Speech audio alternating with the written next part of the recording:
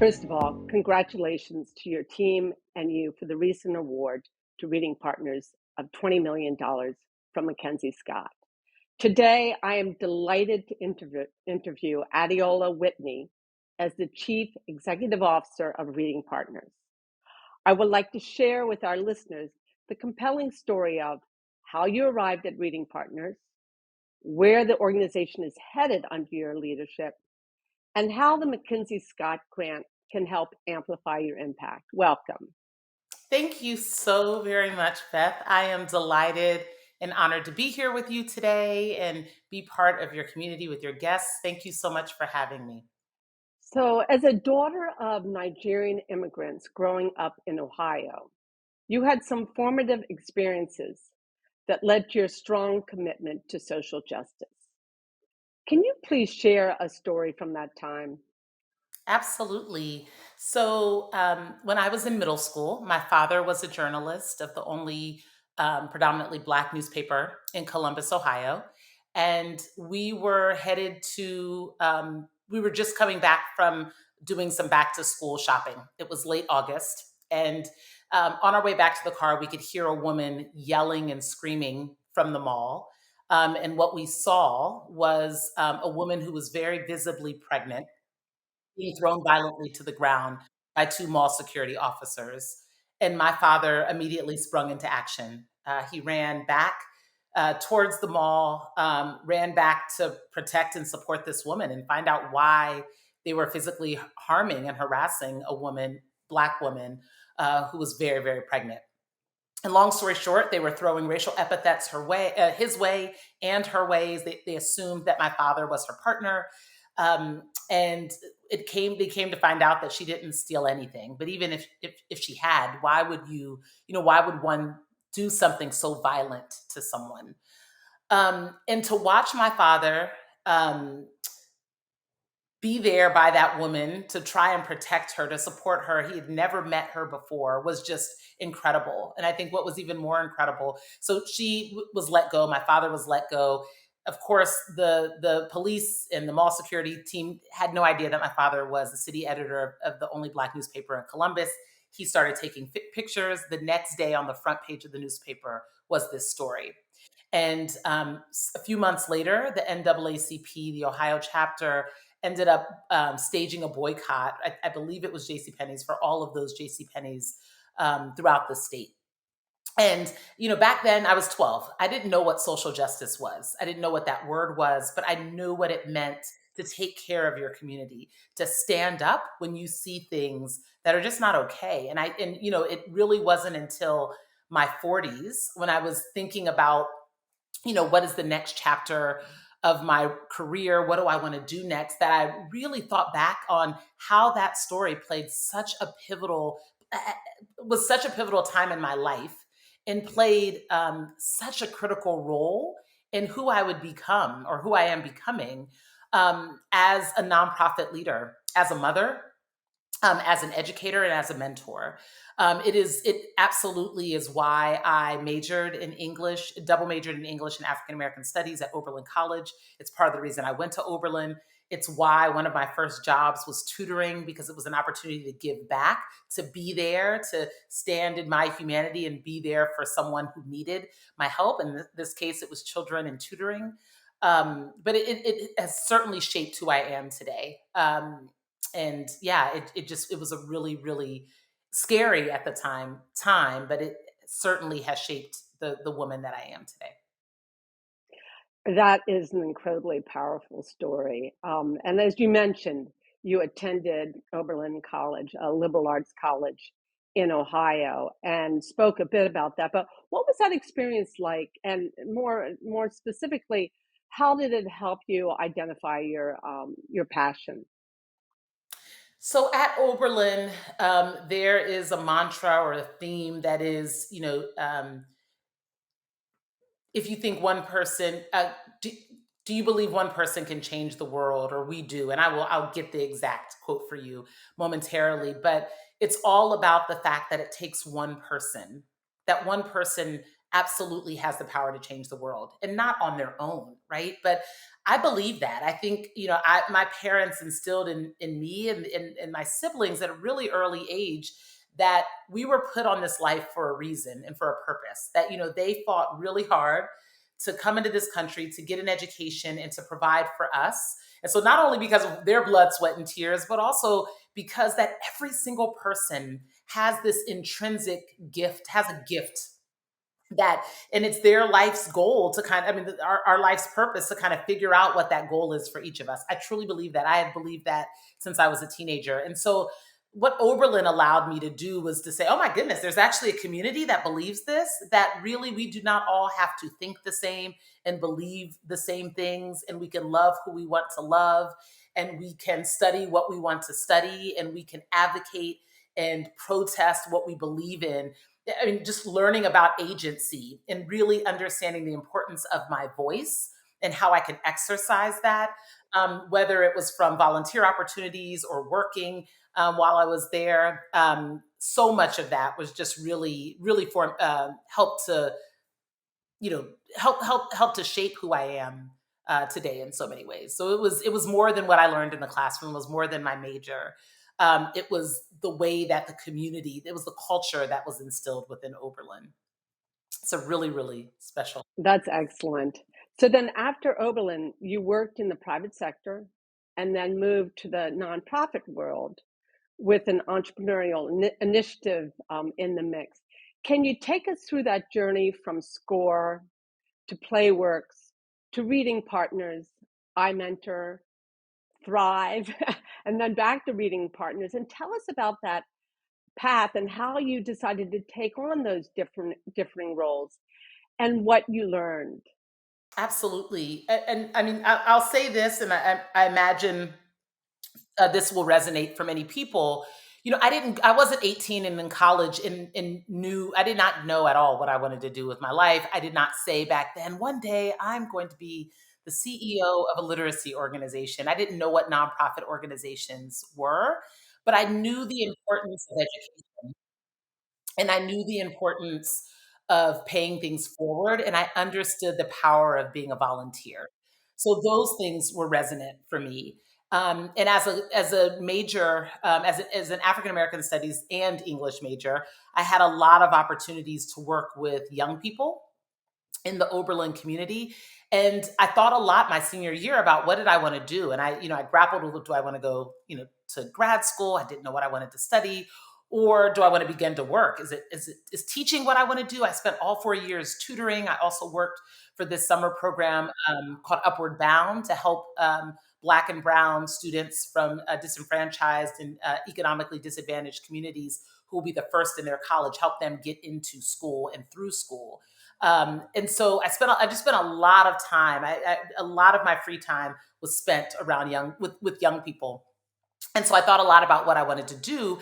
And back then, career fairs were like a real thing, and I know they still exist, but there wasn't the internet. You didn't go online to research jobs.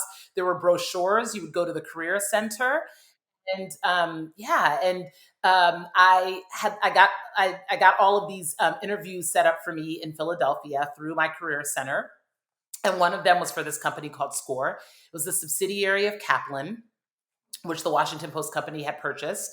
And all I knew was that it was an after school program for kids. So the idea of tutoring and kids, I was like, oh, this is exactly what I should be doing. What I didn't understand was how much of the work was business. So, right, I mean, it's in the for-profit. It's a for-profit company, and I think they care just as much about educating kids as they did about making sure they hit their bottom line revenue goals, at the end of every year. And so I had never taken a business class. I didn't know anything about business, and I was kind of thrust into this role. I was working actually in the same town that I just so happened to now live in. So I was 22 years old, working in a suburb called Montclair, New Jersey. And I was there. I ended up being there for 9 years. But what we did was we tutored kids. We tutored them in math, reading, um, writing, spelling, and they would come into the education center after school and on weekends. And so I was hired as an assistant director, and I was working with kids in this community that is very diverse. and mostly middle class and affluent families. And what I had learned through that experience, I think, one of the biggest takeaways was I really began to understand educational inequity and what it looked like in public education. Montclair is a great town, and I'm happy that that we're afforded the right for our kids to be here and go to public school. But right around the corner from Montclair, New Jersey, is Newark, New Jersey. And back in the late '90s and early 2000s, the education and what was happening for kids in Newark just looked very different. And the resources were not the same as they were in a place like Montclair, New Jersey. And so families wanted their kids to also benefit. And I would meet with many families from Newark who could not afford SCORE. And so I thought, well, what can I do? I mean, I know I have to hit this bottom line goal. I have to enroll this many students. I have to ultimately ensure that this is how much revenue I'm bringing in. But if I upsell, if I do this, if I cut costs here, I can provide scholarships to families. And then I just started to think much differently. So I think I learned a lot about management. I learned a lot about selling. And I certainly learned a lot about education and just it was an interesting place to be in because I moved up. Over the 8 years that I was there, I was promoted like 9 times. Most of my peers were white men, and who all had their master's degrees. By the time I left, I was running centers throughout the New York, New Jersey area. And one of the things that I learned there was just about imposter syndrome, about um, being in a professional community where people were very different than I was, and I needed to figure out how to fit in, but not compromising who I was. And it was interesting. And then I was also at times managing people who were double my age. And who looked nothing like me and had a very different background than I did. And I think many times I questioned whether or not I could do it, whether or not I was smart enough and strong enough, and if I had enough professional experience. Um, and then so after being there for about 8 years or so, I left to work for McGraw-Hill, which I was there only for a short stint because my entire department got laid off. And then I went to Playworks. And when I read Playworks is a national nonprofit that focuses on social and emotional learning through play during after school times and during the day. And they leverage recess and after school programs with children in elementary school to really build their confidence and improve social and emotional learning for them. And so they were launching a new region in Newark, New Jersey. And I've never lived in Newark before. I'm from the Midwest, but I've lived in Montclair in New York City now for well over 20 years. But I know a lot about Newark, and I applied for the job and thought for me it was so much. In many ways, it was a culmination of so many of the great things that I got to do at SCORE. So for me, upselling and business development translated to fundraising. And I did a lot of managing really big teams and training managers at SCORE who were new to management, and using great tools like Harvard Business Review articles and things, tools like situational awareness and emotional intelligence, and helping people apply that to their work. And so I had spent a lot of time understanding what it meant to people manage, what it meant to give feedback. And now at Playworks, I had an opportunity to build my own team from scratch. So in many ways, Playworks was a culmination of so much of what I had done in for-profit. So I was there for about 4 years as executive director of the Newark office, and then later I launched the New York City office. And we initially were a region of maybe 6 employees, serving about 1,200 young people. And by the end of my time there, after about 4.5 years, we were a $3 million organization serving over 10,000 kids in about 4 different school districts, including New York City and a few in New Jersey. And so it really felt like I got to build something, and it still exists, and they're still doing great things. And that was amazing. And I think that taught me the power of nonprofit organizations and social entrepreneurship, and how to take a great idea and bring it to life in an extraordinary community that is looking for the type of support that, a nonprofit that I work for can provide. And so I learned about reading partners from a recruitment firm. I was not at all looking. I was loving what I was doing at Playworks. But when I found out that, for me, the appeal was it was focused on literacy. And as a mother, I now have 3 boys: an 8-year-old, a 15-year-old, and a 20-year-old. At the time, I had only 2 children. This is years ago. This is back in 2013. I had 2 children, and my youngest, Jahi, at the time, was I think it was like at the end of his kindergarten year, and he was really struggling with reading. He was really struggling. He hated it. He wasn't excited about learning to read. He wasn't excited about writing his name. He didn't like to color. Like all of the things that you learn in kindergarten that my older son was excited about, and I'd seen other children be excited about, he was not.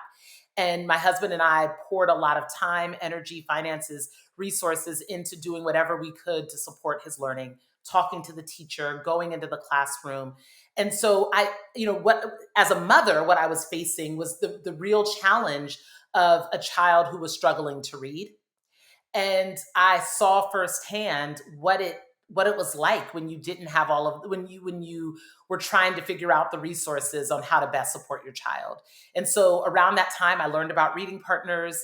They were looking for, at the time, a vice president to oversee half of their regions and directly manage and support executive directors. And since I had been an executive director for some time at Playworks, I thought, wow, I know the role of an executive director. I love fundraising. I love great nonprofits. And look, it's reading. And, when I understood more and more about the mission of the organization and got an opportunity to speak with staff on the ground and our AmeriCorps members, and understood, wow, they are supporting families that look just like my own, but oftentimes may have less resources than my family has, who may not be able to afford a private tutor, or may not be able to take time off of work in the way that I was afforded to, because I had jobs that had a level of flexibility.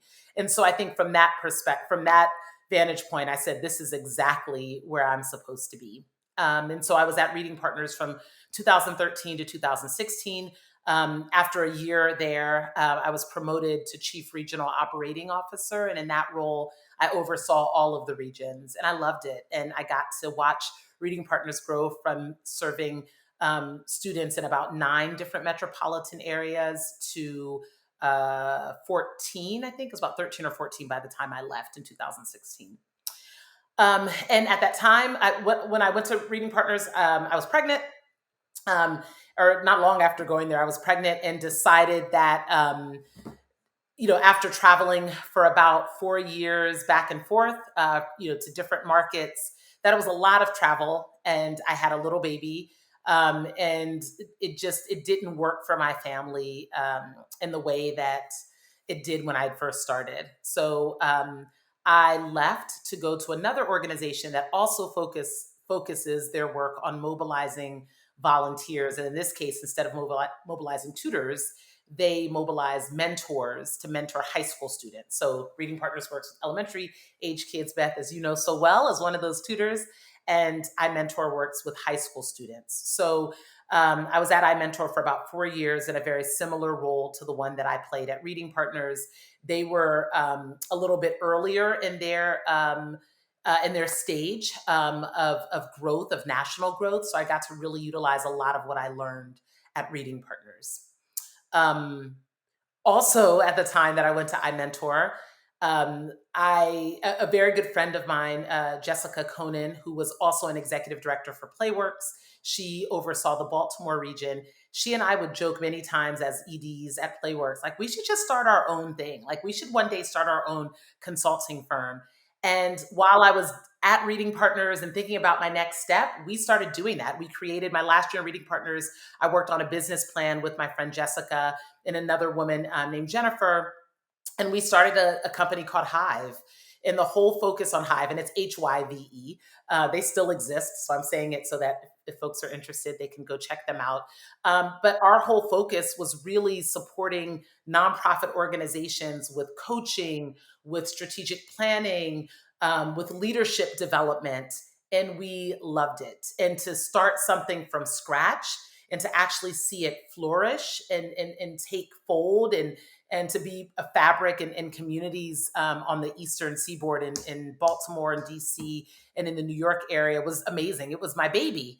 And, some people are like, how in the world were you starting a new job at iMentor and, and also starting a company? I know it sounds nuts. It was kind of crazy, but Beth, I'm so glad I did it. I learned so much about myself and I think everything happens for a reason. I don't really like to believe in mistakes and accidents. I think that there is perfection in imperfection. I think there is perfection in imperfection is what I'm saying. And so it was really hard. And I would use all of my vacation days to do coaching and training with Hive.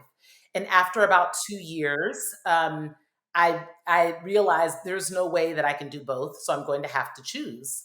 And I think at the beginning of this journey of iMentor and Hive, I thought, oh, what I was going to choose was Hive, but I didn't. I chose iMentor. I realized how much I loved being part of a really big team, seeing people every single day, getting to see the students that we get the pleasure of supporting. And I was also a mentor to a young woman. I still mentor her. Her name is Edvige. And I met her when she was in high school when I first started at iMentor. And it was those relationships that I was forming. And I said, I really want to see this through. I don't think I'm ready to stop doing this. So I sold my portion of the business back to my friends and the other two co-founders. So I'm still very much in touch with them. In fact, I just saw Jessica yesterday, and they've been incredible.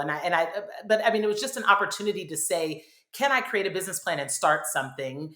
And can I really see something that I'm passionate about?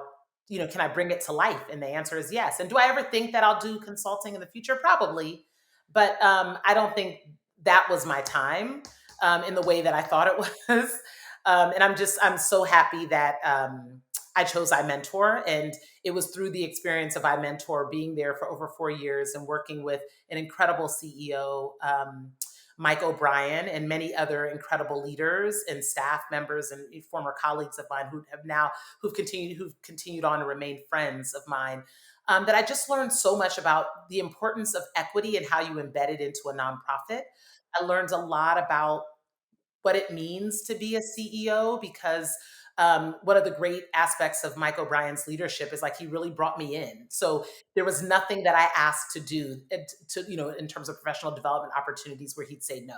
So, he would have a fundraising event, maybe an intimate small event at someone's home. And I would say, I want to go with you because I want to talk about what it's like to be in the regions. I run the regions. Can I do that? He was like, of course. Or at board meetings, I want to be more present. I want to share more about what's happening. He was like, absolutely. So, and then he would give me opportunities that sometimes that I wouldn't even ask for. And so to see someone so strong as a CEO and to watch how he helped how he helped to shape iMentor, I knew that I wanted to be, I had always known, not always, but for some time after being a nonprofit, I knew I wanted to be a CEO. And I think spending 4.5 years with Mike O'Brien made it clear that I could absolutely do this. And so about a year and a half before I came to Reading Partners, I made the decision, not a year and a half, maybe a year before I came to Reading Partners, I made the decision that I was going to be leaving iMentor and it was going to be my last year. And I didn't know what kind of nonprofit I was going to be running or what opportunities were out there. And I began to talk with CEOs. And before I knew it, there was a pandemic. This is the beginning of 2020 when I made the decision. And I then thought, oh, you know what? What was I thinking? This is not a good time to go and be on the hunt for a new job. I have a great role here doing work that I love. Let me just stay, seated here and maybe, decide to look in a year or two. And then the other pandemic, the racial reckoning that was happening in the country where Ahmaud Arbery, Breonna Taylor, George Floyd, and countless other Black folks in this country were being killed. And, because it was the pandemic and because we weren't commuting and driving our kids to school and driving to work and being in offices, the entire country was still. And while what was happening in this racial reckoning, while it wasn't new, it was an opportunity, and especially with what happened with George Floyd and it being recorded and all of that, it was an opportunity where everybody saw what was happening.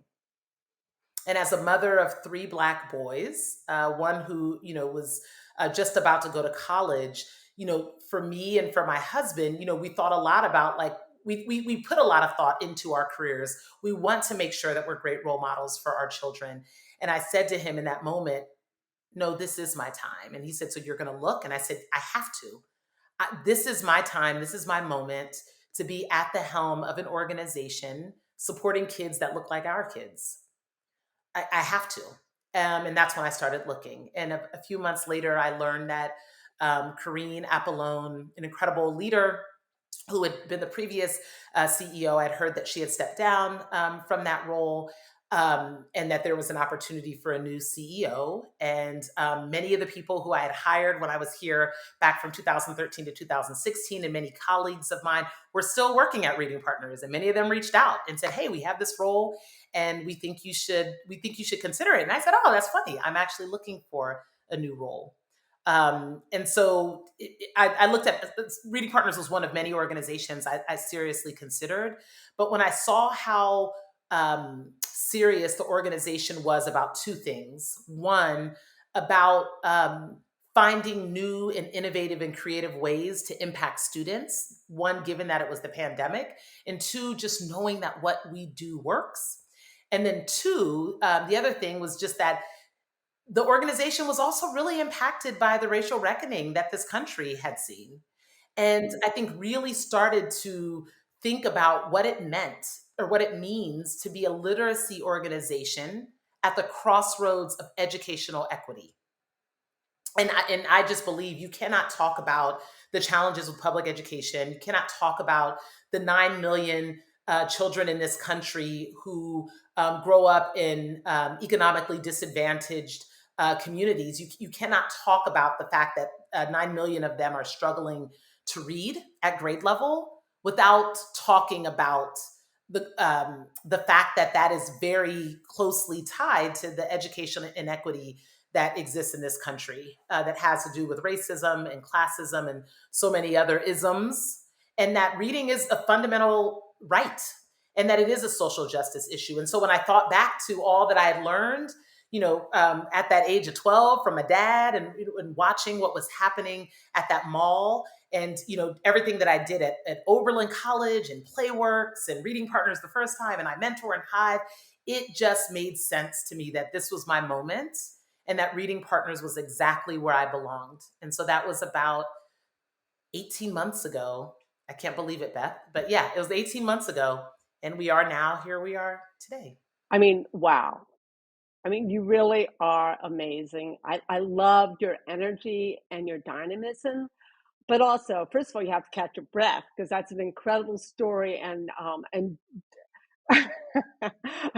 over a very fairly short period of time. But I just love the blend of your social entrepreneurship, your business acumen that you picked up, your commitment to service, but weaving in also your personal story and your son and his challenges initially with literacy, obviously equity being a huge concern for you, and also I know that race, diversity, equity, inclusion are an important part of what's your leadership um, uh, direction for Reading Partners. So we'll now turn to having listened to that wonderful career path, turn to Reading Partners and tell us exactly. I mean, you've alluded to it already, but what is the challenge that you're tackling, and what is the approach to addressing this challenge? Yes. Um, I think, I will say, Beth, that I mean this, it may sound corny or cheesy, but it is real. I think often about the 9 million children in this country experiencing economic disadvantages that are behind grade level in reading. That was a number that it was 9 million a year and a half, 2 years ago. So what that number is today is scary. I don't know the exact number, but I'm sure you can imagine that it's only gone up during this pandemic. And I know that Another challenge very closely related to the 9 million elementary students who are behind in grade level, who are experiencing economic disadvantages, is that structural racism is just, it's inextricably tied to the disparities within our education system.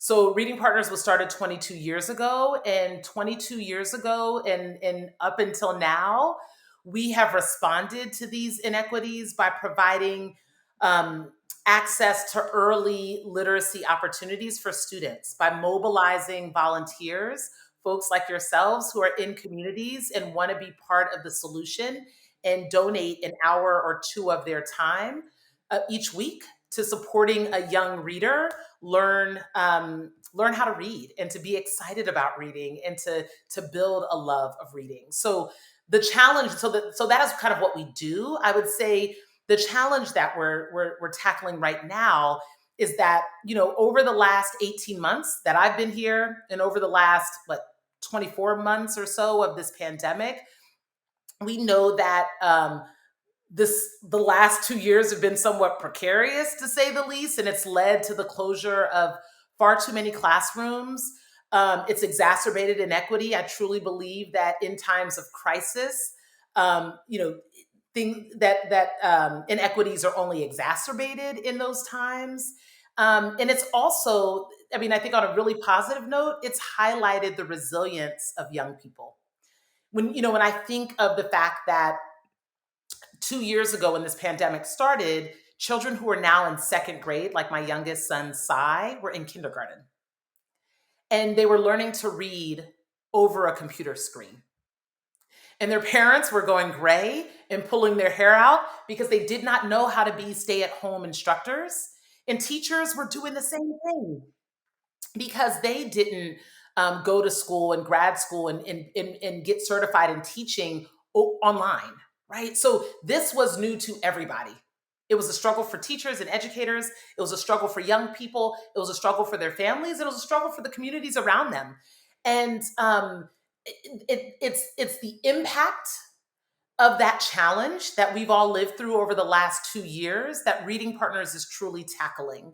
And I guess the way that I would frame it up and make it really succinct, Beth, is that I would say we are trying to do two things. We are trying to exponentially impact more kids, and we're trying to do that by making our program more accessible to broader communities, and to students like of the 9 million children that I just talked about, to more of them, more than in the 12 regions that we serve. And in those 12 regions, even a deeper impact, serving even more students than we're doing right now, or that we were serving during the height of our scale, which was, back 2.5, 3 years ago. We were serving nearly 11,000 kids. How can we exponentially serve more? Because if there is ever a time that it is needed, it is now. And when we think about our current vision for our work, and our current strategic plan that we just launched, the way that I would kind of sum that up is that, I and the rest of my incredible colleagues believe that a child's potential in life should not at all be defined by their area code, their zip code, their family's highest level of educational certification or bachelor's degree or any of that. It should be based on their potential, right? And to create that vision and that future in this country, it's going to take more than Reading Partners, and it's going to take more than me as a CEO and more than you as a tutor. It's going to take the broader community to band together. And that's everything from schools and great nonprofit organizations who also believe this, and then community members who aren't teachers, who don't have backgrounds in teaching, and some of who are not even educated or not even parents, but read what they read, see what they see in the news and on social media, and want to be part of the change. And so we believe our future, and to exponentially serve more kids, we need to partner, we need to innovate to scale, and we need to center racial equity in how we think about how we support our students. And what I mean by that is, over 95% of the young people that Reading Partners is so privileged to get an opportunity to work with, more than 95% of them are Black and brown children of color. And We know that when things like what's happening in the news with George Floyd and other challenges happen and occur in this country, it hits them in real ways, right? And so we're not expecting our tutors to have degrees in racial and critical race theory. It's not about critical race theory, but we want them to be able to be empathetic and to see every child for who they are. And we believe part of doing that is really being mindful of what are the type of books that we're bringing into our reading centers. How are we supporting kids? Are we ensuring that they're not only reading great books in history where there are characters that look nothing like them, as well as books where characters look like them, where superheroes are Black and brown, right? And so helping our tutors understand that, helping the greater community understand that, and just really ensuring that we are doing all that we can to truly be at that crossroads of literacy and educational equity. So yeah, so we want to serve many more children over the course of the next few years, and we think that our online um, computerized platform, Reading Partners Connects, will allow us to get there, along with everything that we're doing in our traditional program. We're going to continue to serve students, impact students rather, in person. But we've learned from the pandemic that being able to impact families and students online is also critically important. And we're not planning to go and open up a new region anytime soon, but we can leverage this virtual environment in our online curriculum to be able to do that. That's excellent. I've experienced in my tutoring both of them, and they're incredibly effective. Can you briefly speak about the origin story, the brief history, and the milestones that brought Reading Partners? When did it start, and how long has it been around? Yeah, so it started back in 1999 in Menlo Park, in the Bay Area of Menlo Park, by three women who were volunteers. They were retired and they were um, tasked with coming into the school and helping kids learn to read.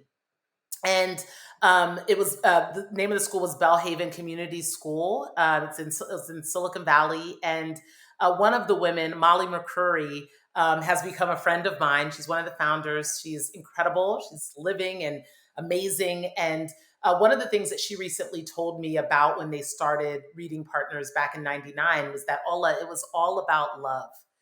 And then I said, tell me more. And she said, we we knew that coming in, we need to love these kids. We need to bring love into what we're doing. And if there's any volunteer that came in and questioned whether or not the students that we were tutoring were worthy of this, were able to learn, questioned their ability and their potential, then they weren't right for Reading Partners. And so it was just so beautiful hearing her talk about that. And as someone who's also a mother and was able to, have a much more affluent upbringing for her kids with many more resources, to hear her just talk about the importance of love as part of what they did was huge. So by 2001, Reading Partners became an incorporated organization. It was called Yes Reading back in 2001, and they were recruiting volunteers at that time. By 2007, they expanded to Oakland in the East Bay, and that's currently where our national headquarters are. Their budget by then was about $1 million. And then by 2008, they served San Francisco. They were in schools there and in Oakland, and also expanded to LA. By 2011, they expanded to the East Coast. I think 2010 was DC, 2011 was New York City. And at that time, something huge happened for Reading Partners back in 2011.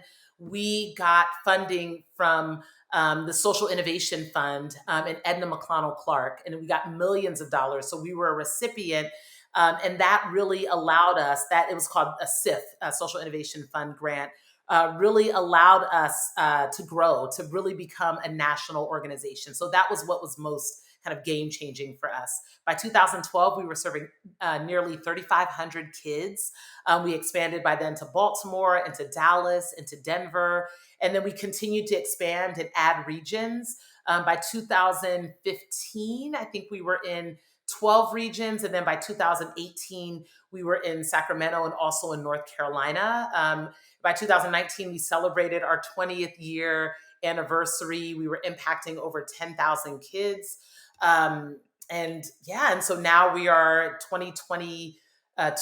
We're in 12 regions. We had to close down our markets of Sacramento and in North Carolina a couple years ago, but we're in 12 regions. We're also partnering with some nonprofit organizations, one in Philadelphia and one in Oklahoma City, where we're also serving kids or impacting kids. And so we're going to continue to partner with nonprofits and organizations and also continue to expand our efforts in the current regions that we're in.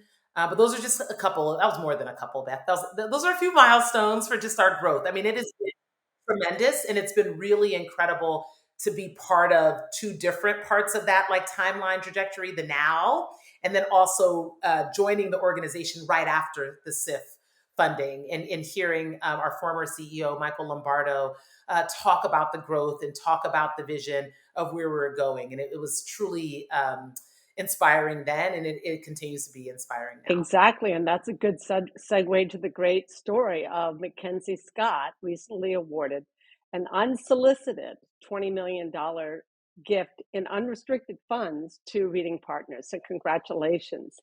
So in a recent blog, Mackenzie Scott said that, quote, the leadership of people directly experiencing inequities is essential, both because it's informed by the insights no one else can provide and contribute, and also because it seeds power and opportunity within the community itself.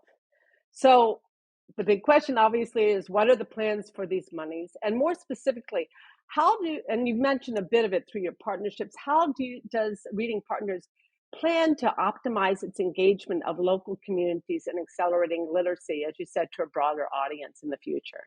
Yes.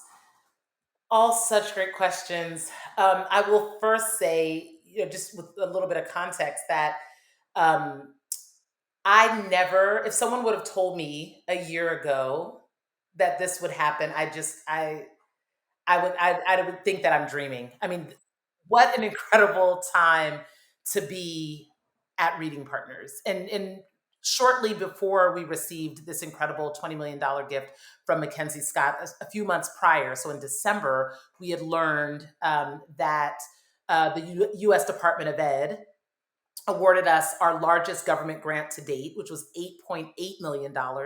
It was the Education, Innovation, and Research Grant, and I can send you information on that, but it's going to be a 5-year study for us to work with MDRC, a research company that did our first evaluation in our first randomized control trial, showing that Reading Partners program is effective.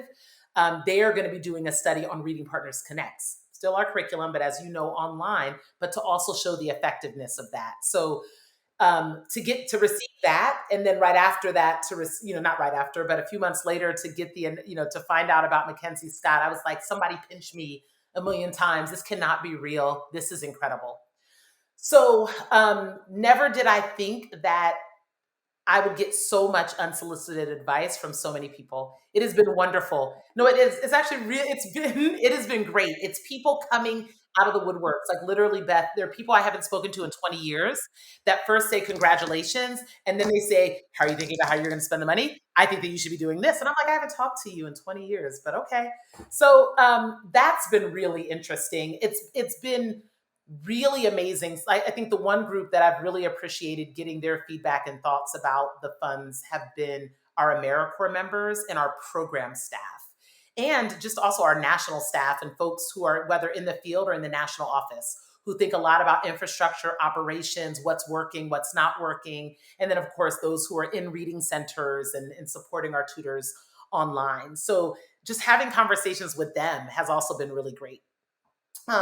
So before, we made the announcement about the funds, I think one of the first things that I did was I spoke with my board. I spoke with the executive team, and we together came up with a couple of guiding principles about how we utilize those dollars. So I can't tell you today, and I know it's not what you're asking, Beth, but like where every single dollar, every single penny will go. I still don't know yet, and I think it probably wouldn't be wise if I had thought all of that through, only, a couple weeks after making the announcement. But we are very busy focused on that.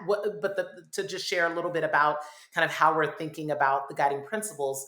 First and foremost, we're centering our race, equity, diversity, and inclusion principles and our mission, which is to serve and impact significantly more students than we're doing right now. That those funds will absolutely positively allow us to do that. Like, foremost, point blank period. If we do nothing else, these funds will allow us to impact significantly more students.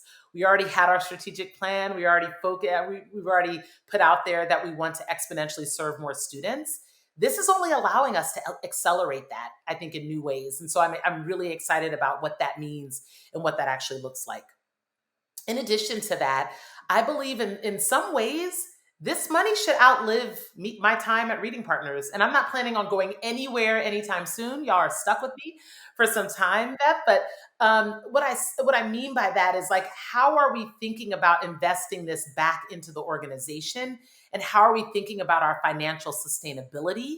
And how are we ensuring that, when we look back, when the organization looks back at the timeline in the same way that you and I were talking about a little bit earlier, when it's 2045 and they look back at 2022 to 2025, I want someone to be able to say, wow, so the leadership and the organization at that time won their largest gift ever.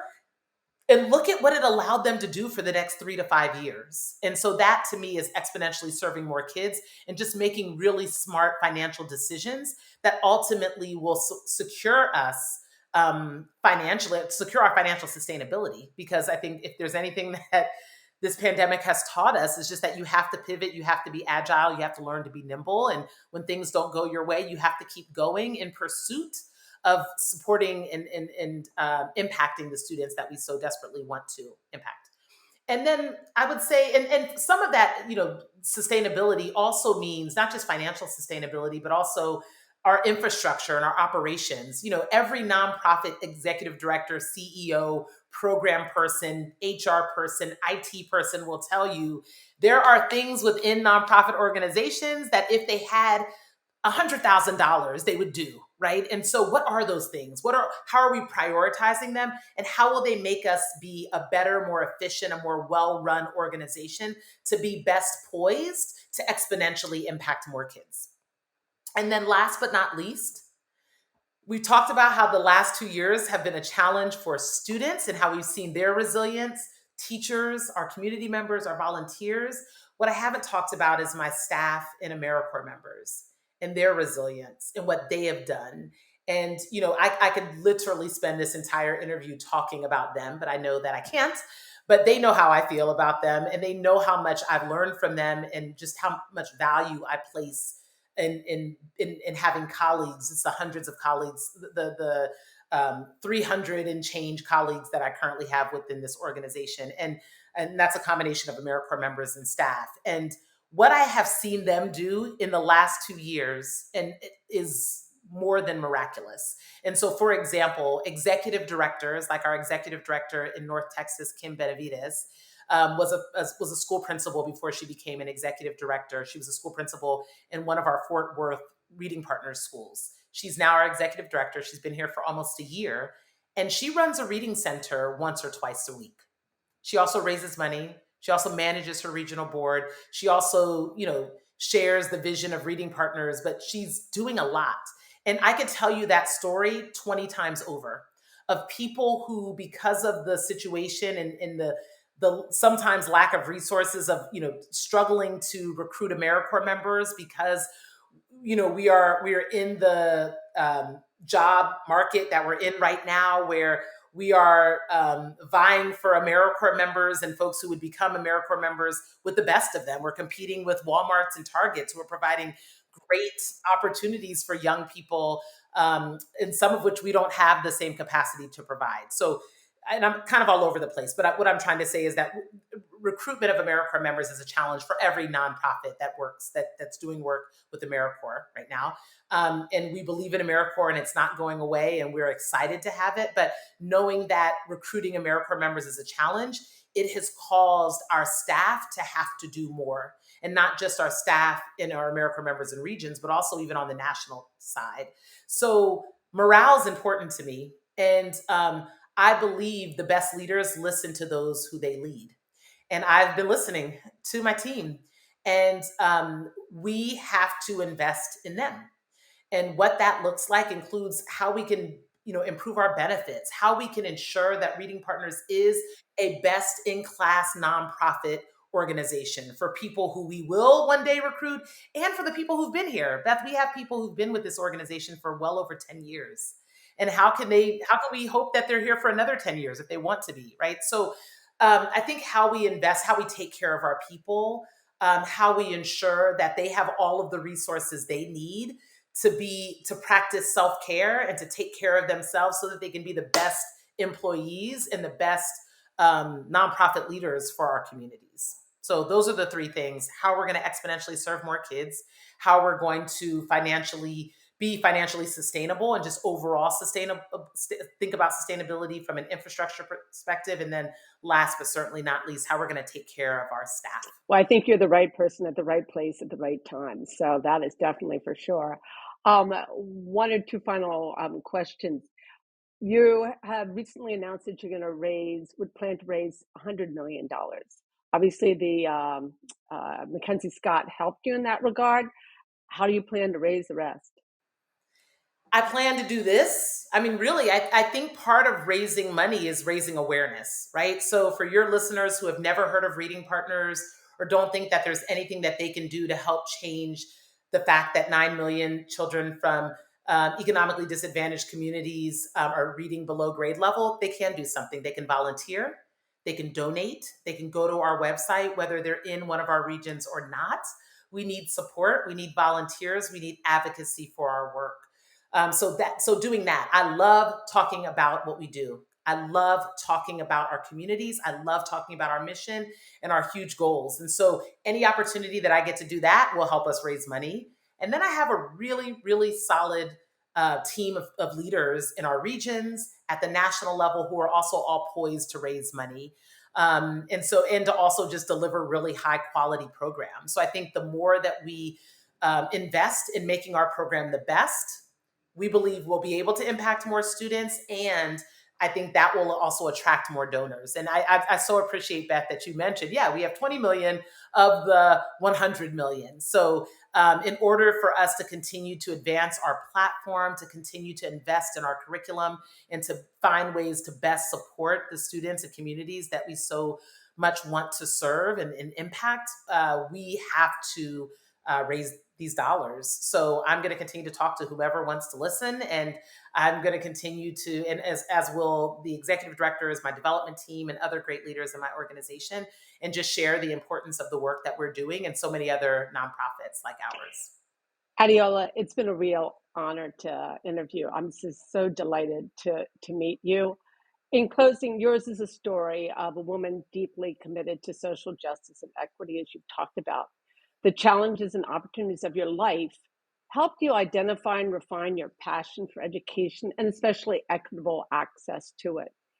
Your business management experience and entrepreneurial savvy, your public speaking, we didn't talk about that, but you're really good at it, and your fundraising skills, your commitment to race, diversity, equity, and inclusion, your strategic ambition, and above all, your desire to catalyze significant social impact with Reading Partners, their communities, as well as their collaborators. It's just truly amazing. So I wish you the best of luck in realizing your vision. Of course, I'll be watching from my volunteer role. And thank you so much for sharing your story with our readers. Thank you so much for giving me this platform to be able to do so. This has been lovely, and I've enjoyed the conversation and questions. Thank you. Thank you so much.